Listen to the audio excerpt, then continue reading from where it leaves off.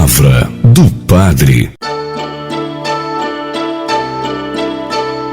Boa noite, meus irmãos e irmãs. Chegamos aqui novamente, muita oração, muito momento de reflexão e vai nos ajudando assim a construir pensamentos positivos cada dia mais, principalmente já nesse fim de semana, onde no próximo domingo, em pleno mês vocacional, nós estaremos lembrando o Dia dos Leigos e Leigas. Parabéns a todos vocês que assumem diversos ministérios e funções na vida da igreja. E principalmente a gente percebe assim a beleza de cada atitude, de cada ação de cada um deles para que o evangelho não fique parado. Eu fico lembrando, por exemplo, as comunidades, como estão trabalhando, pessoas de todos os lados, trabalhando online, gente dedicando aí tempo para ficar horas e horas organizando trabalho para levar até você a palavra de Deus. Isso é muito importante. Por isso, a todos os nossos amados irmãos e irmãs que superlotam a igreja aos domingos, cheios de funções e com muita vontade de trabalhar, de pôr o batismo, a unção que recebeu na crisma em prática. Isso é muito bom. Glória a Deus por tudo isso. Mas queremos também enriquecer ainda mais a nossa reflexão, lembrando que no centro da nossa reflexão neste domingo estão dois temas à volta dos quais se constrói e se estrutura toda a existência cristã, que é Cristo e a Igreja. O Evangelho convida os discípulos a aderirem a Jesus e a acolherem-no como o Messias, o Filho de Deus. E desta adesão nasce a Igreja, a comunidade dos discípulos de Jesus, convocada e organizada à volta de Pedro. A missão da Igreja é dar testemunho da proposta da salvação que Jesus veio trazer. A Igreja e a Pedro é confiado o poder das chaves, isto é, de interpretar as palavras de Jesus, de adaptar os ensinamentos de Jesus aos desafios do mundo e de acolher na comunidade todos aqueles que aderem à proposta de salvação que Jesus oferece. Assim nós temos, para refletir mais um pouco sobre esse evangelho, eu gostaria de lembrar também que a primeira leitura, que é do profeta Isaías, no capítulo 22, essa leitura mostra como se deve concretizar o poder das chaves. Aquele que detém as chaves não pode usar sua autoridade para concretizar interesses pessoais e para impedir os seus irmãos o acesso aos bens eternos, mas deve exercer o seu serviço como um pai que procura o bem dos seus filhos com solicitude, com amor e com justiça. E para enriquecer ainda mais nossa liturgia, nós temos a segunda leitura da Carta aos Romanos, que é um convite a contemplar a riqueza, a sabedoria e a ciência de Deus, que de forma misteriosa e às vezes desconcertante, realiza os seus projetos de salvação do homem. Ao homem, resta entregar-se confiadamente nas mãos de Deus e deixar que o seu espanto, reconhecimento e adoração se transformem em um hino de amor e de louvor ao Deus libertador. Então eu gostaria de refletir um pouquinho agora nesta noite sobre o Evangelho, que é maravilhoso, como sempre a palavra de Jesus nos toca muito. Vejamos que depois de desmascarar a ignorância dos fariseus e dos saduceus, que pedem um sinal no céu para colocar Jesus à prova, e de alertar os discípulos para não seguir o ensinamento desses dois grupos judaicos, Jesus vai revelar sua identidade para os seus. Mas o que está em jogo não é a sua identidade, mas a identidade deles. Ele quer ser reconhecido. Esse é o desejo fundamental do amor que se revela.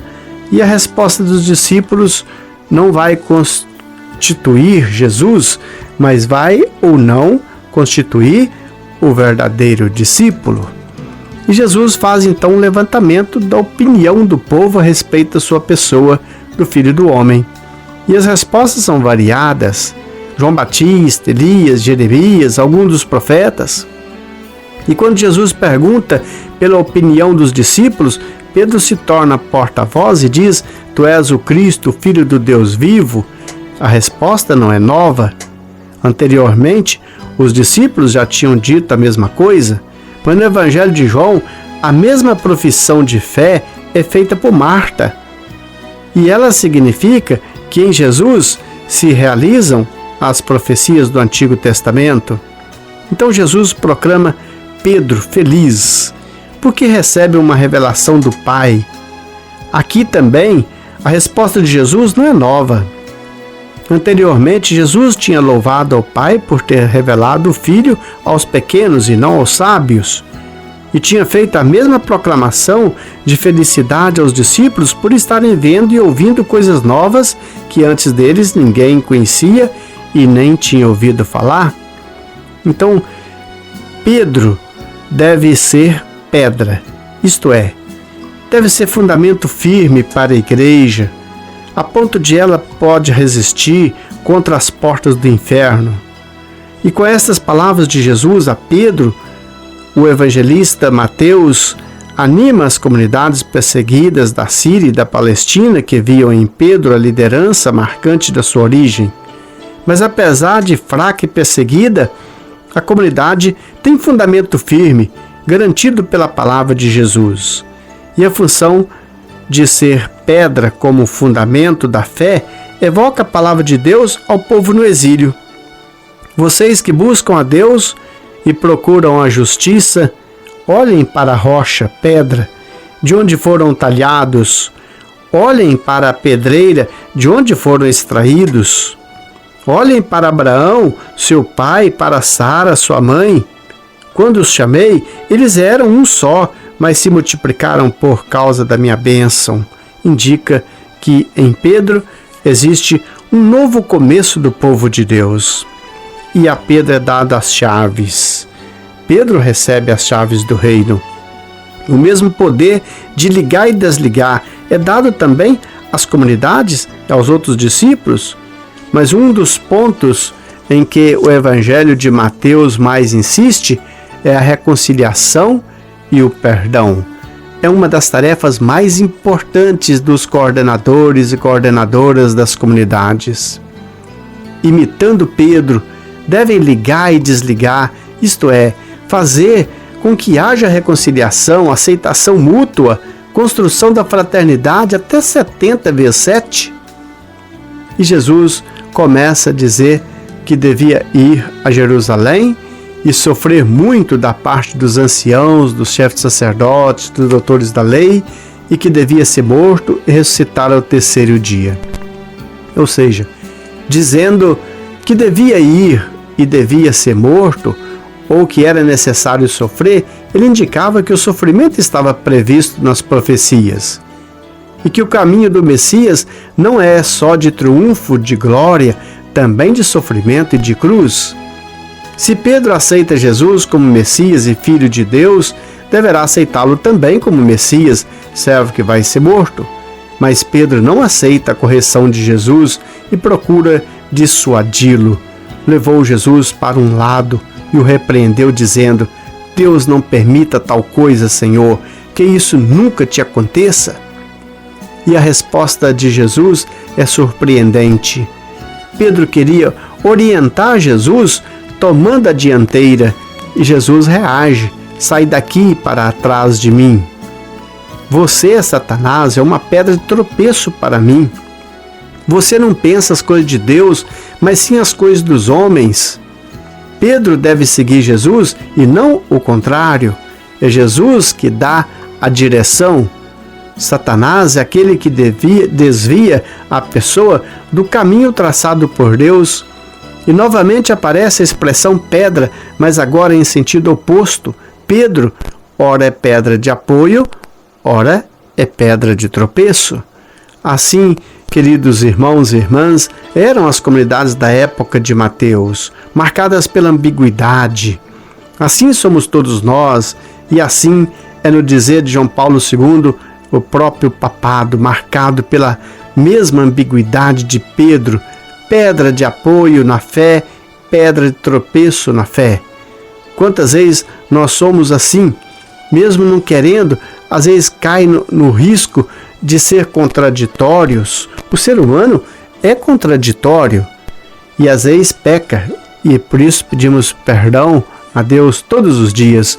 Vamos então nesse momento rezar para que nesse fim de semana nossa reflexão possa, depois de ter ouvido aqui a palavra dos jovens tão forte, tão competente, palavras que mostram que os jovens estão evangelizando os jovens, e depois desta oração do terço, agora nós vamos fazer uma oração antes de findar esta noite.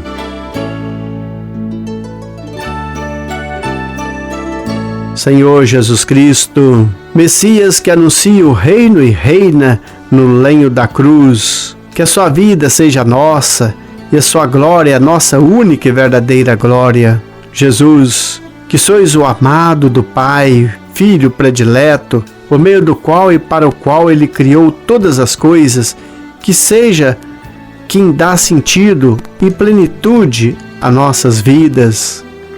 Jesus, que sois a pedra angular, descartada pelos construtores, mas preciosa aos olhos de Deus, que todas as nossas ações tenham em Jesus o seu início e o seu fim.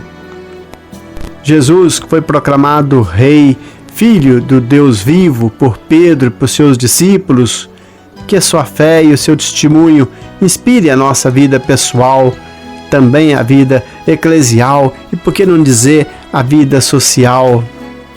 Senhor Jesus, que sois descendente de Davi, mas pelo Espírito foi constituído Filho de Deus, que com poder pela ressurreição, que nós possamos em Jesus ressuscitarmos e nele caminharmos. Pai Santo, dai-nos conhecer profundamente o vosso Messias e seguir os seus ensinamentos. Dai-nos conhecer por experiência pessoal o Filho do Deus vivo e fazer dele a nossa vida. Vós que viveis e reinais pelos séculos dos séculos. Amém.